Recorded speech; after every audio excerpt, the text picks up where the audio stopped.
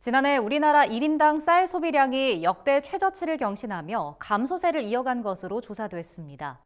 통계청에 따르면 지난해 쌀 소비량은 30년 전인 1994년과 비교해 절반 수준에 그쳤는데요. 반면 가공식품용 쌀 소비는 전년 대비 증가한 것으로 나타났습니다. 특히 주류 제조 과정에서 사용되는 쌀 소비량이 눈에 띄게 늘어난 것으로 조사됐습니다. 이호철 기자가 전해드립니다.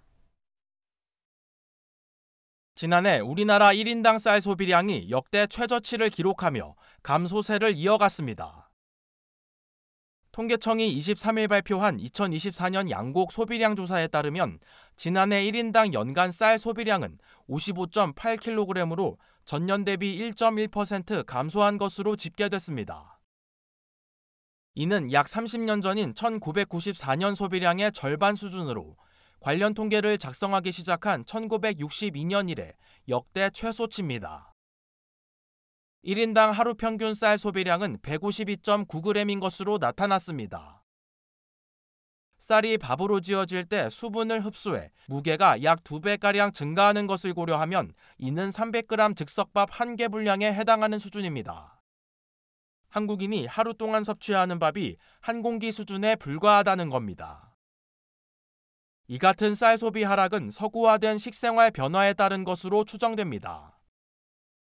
한국농촌경제연구원은 최근 농업전망 2025에서 최근 10여 년간 쌀 소비량은 식생활 서구화와 대체식품 소비 증가로 연평균 1.6% 감소했다고 분석했습니다.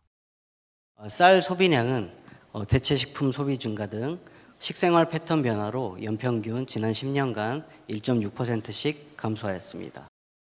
한편 식료품 음료 제조업 부문에서 사용하는 쌀 소비량은 증가한 것으로 나타났습니다. 지난해 해당 부문의 쌀 소비량은 87만 3,363톤으로 2023년과 비교했을 때 6.9% 늘어나 역대 최대치를 기록했습니다. 업종별로는 주정 제조업이 전체 쌀 소비량의 26.2%를 차지하며 가장 높은 비중을 보였습니다. 에틸 알코올 등을 생산하는 주정 제조업의 쌀 소비량은 2023년 19만 7,102톤에서 지난해 22만 8,595톤으로 16% 증가했습니다.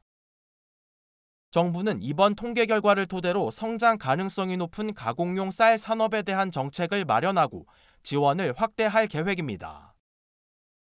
농림축산식품부 관계자는 쌀 가공업체들이 미국 종합처리장 등 민간에서 물량을 조달하도록 해 시장 가격을 지지할 수 있도록 하겠다며 쌀 가공산업 육성 방안도 마련할 계획이라고 밝혔습니다. MBS 이호철입니다.